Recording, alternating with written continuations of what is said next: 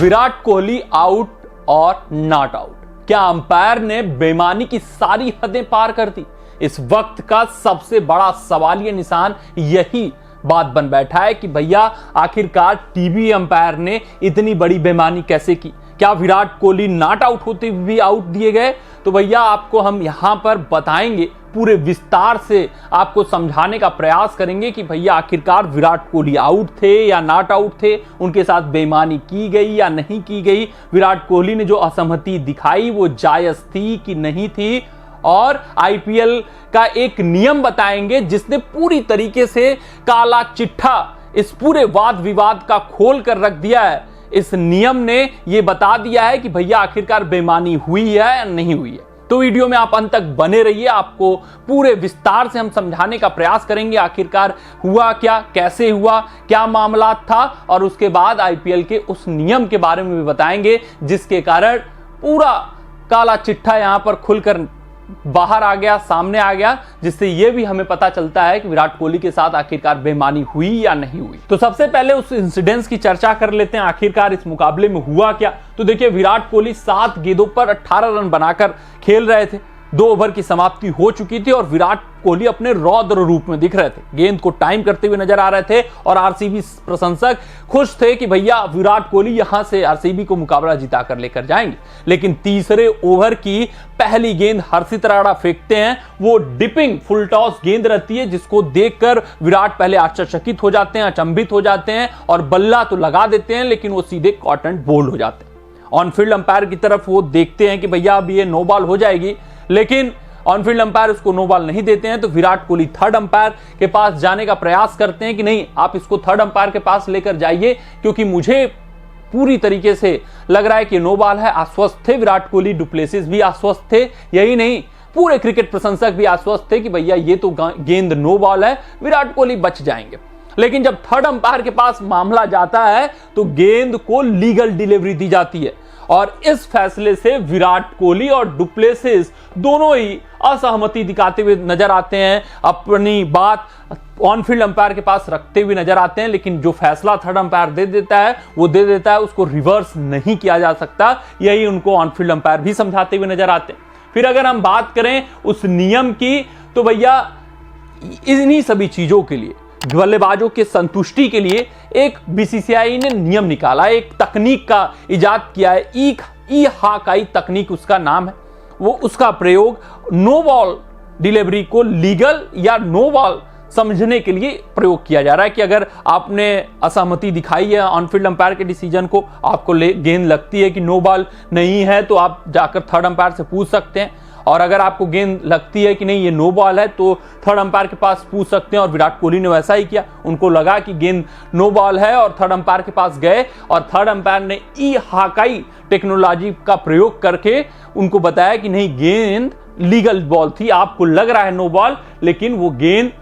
थी legal ball. आखिरकार ई technology, ये जो ई हाकाई नियम है, उसमें होता क्या है, कैसे बल्लेबाज को संतुष्ट किया जाता है, तो आपको बताते चले कि इस टेक्नोलॉजी में सबसे पहले सभी बल्लेबाजों का वेस्ट हाइट, यानी कि कमर तक की हाइट क्रीज से नापी जाती है कि कितना आपका हाइट है। फिर उसके बाद जो दूसरा इसमें पैमाना सेट किया जाता है कि अगर बल्लेबाज क्रीज में मौजूद रहेगा तो गेंद कहां पर जाकर गिरेगी यह तय किया जाता है। आप इस पिक्चर में देख सकते हैं, जैसे वेस्ट हाइट इसने 1.05 विराट कोहली का बताया, और फिर ये जो बॉल का ग्रीन से सिग्नल किया गया है 0.92 मीटर, यह दर्शा रहा है कि कोहली अगर क्रीज में खड़े रहते तो ये जो लो डिपिंग फुल टॉस थी वो डिप करती हुई नीचे जाती और 0.92 मीटर पर गिरती, और कोहली का वेस्ट हाइट क्या है 1.04 मीटर। और इन्हीं दो मेजरमेंटों के अनुसार, यानी कि वेस्ट हाइट और फिर गेंद कहां पर गिरती, अगर बल्लेबाज कहां पर क्रीज में खड़ा होता, ये नहीं कि चाहे जहां पर,